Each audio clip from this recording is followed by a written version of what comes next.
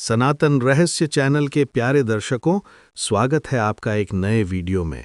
अगर ये वीडियो आपको अच्छा लगता है तो इसे लाइक और शेयर करें। अगर चैनल पर नए हो तो इसे सब्सक्राइब करें और सनातन धर्म के इस जागरण यज्ञ में हमारा साथ दें। जय सनातन।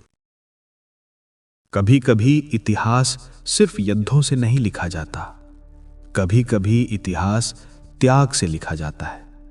और त्याग अगर किसी मनुष्य ने सबसे चरम सीमा तक किया तो वो नाम है पितामह भीष्म। वो योद्धा जो अपराजय था, वो पुत्र जिसने पिता के प्रेम के लिए अपना सब कुछ बलिदान दिया, और वो व्यक्तित्व जिसने धर्म के लिए मृत्यु तक प्रतीक्षा की। कुरुवंश के इतिहास में एक क्षण ऐसा था जब देवताओं तक ने आशीर्वाद बरसाया। गंगा, वो दिव्य देवी, स्वयं मानव रूप में पृथ्वी पर उतरी। उनसे जन्म हुआ देवव्रत का। उस बालक के जन्म लेते ही महल में प्रकाश फैल गया। ऋषियों ने भविष्यवाणी की, ये बालक बल, बुद्धि, पराक्रम और धर्म का स्रोत बनेगा। बचपन से ही देवव्रत असाधारण थे। वे वेद, शास्त्र, धनुर्विद्या, राजनीति, युद्ध नीति, हर कला में निपुण हो गए। देवताओं के गुरु बृहस्पति से शिक्षा, शिव के भक्त परशुराम से युद्ध विद्या और गुरु माता से करुणा और विनम्रता सीखी। इतना सामर्थ्य, इतनी दिव्यता, फिर भी हृदय में सादगी और दया। देवव्रत के पिता राजा शांतनु को एक दिन नदी किनारे एक मछुआरिन पर प्रेम हो गया जिसका नाम था सत्यवती। मगर सत्यवती के पिता की शर्त थी, सिंहासन मेरा पोता ही संभालेगा, यानी सत्यवती के पुत्र। लेकिन सिंहासन के योग्य उत्तराधिकारी तो पहले से ही था देवव्रत। राजा शांतनु असमंजस में थे, पिता प्रेम और धर्म के बीच फंसे हुए। और तब पुत्र ने पिता के मन की पीड़ा पढ़ ली। देवव्रत ने सत्यवती के पिता के समक्ष प्रण किया, मैं राजगद्दी पर कभी अधिकार नहीं करूंगा, सिंहासन सत्यवती के पुत्रों का होगा। लेकिन सत्यवती के पिता को और भय था, अगर देवव्रत के पुत्र हुए तो वे भी गद्दी का अधिकार मांगेंगे।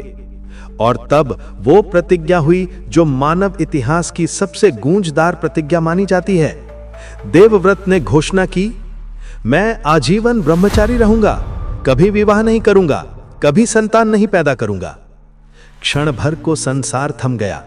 देवताओं ने आकाश से पुष्प वर्षा की और कहा, तुम्हारी यह प्रतिज्ञा भीषण है, अतः आज से तुम्हारा नाम होगा भीष्म। वही देवव्रत अब बन गए पितामह भीष्म। भीष्म ने सिंहासन त्यागा, लेकिन जिम्मेदारियां नहीं छोड़ी। उन्होंने हस्तिनापुर को अपने कंधों पर उठा लिया।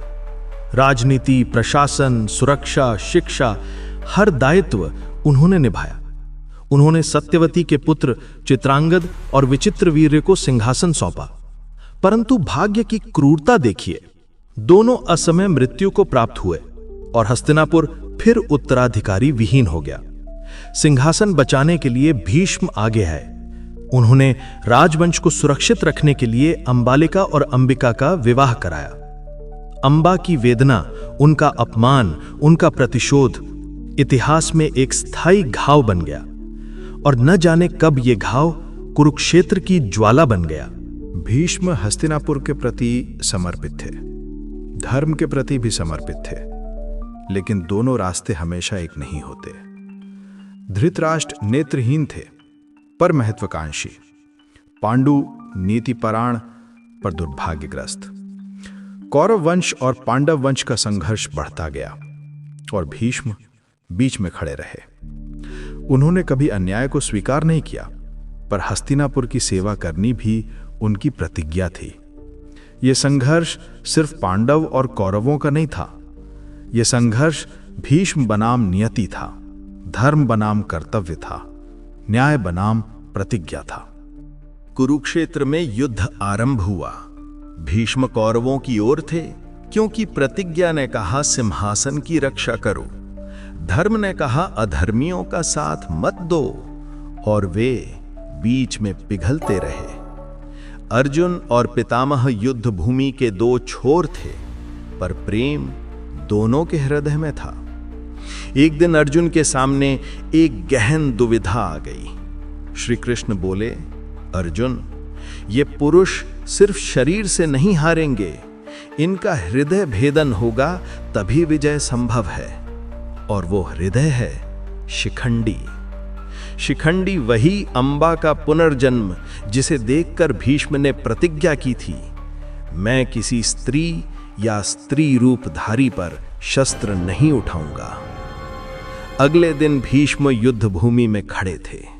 शिखंडी सामने थे, अर्जुन पीछे और भीष्म मुस्कुराए। वे समझ चुके थे समय आ गया है। अर्जुन, आज तुम अपना कर्तव्य पूरा करो और मुझे मेरी मुक्ति मिले। अर्जुन के बाणों ने भीष्म के शरीर को भेद दिया। उनका शरीर जमीन पर नहीं गिरा, वे बाणों पर ठहर गए।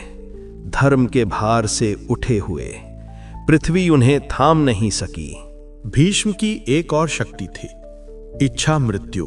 वे मृत्यु का समय स्वयं चुन सकते थे। श्रद्धा, प्राण, ज्ञान सब शिखर पर था। वे बाणों की शैया पर लेटे। अर्जुन ने तीरों से उनके नीचे जल बहाया। सूर्य दक्षिणायन से उत्तरायण की ओर बढ़ने का इंतजार किया। और उन दिनों उपदेशों का अमूल्य खजाना मानवता को मिला। राजधर्म, नीति धर्म, मोक्ष धर्म, जो आज भीष्म पर्व के नाम से महाभारत में दर्ज हैं। अंततः सूर्य उत्तरायण हुआ। भीष्म ने अंतिम श्वास ली और हस्तिनापुर का सबसे महान प्रहरी अनंत यात्रा पर निकल गया।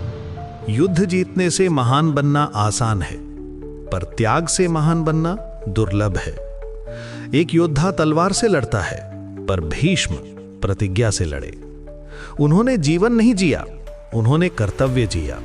वे हार कर भी विजेता रहे, क्योंकि उन्होंने जीत को नहीं, धर्म को चुना।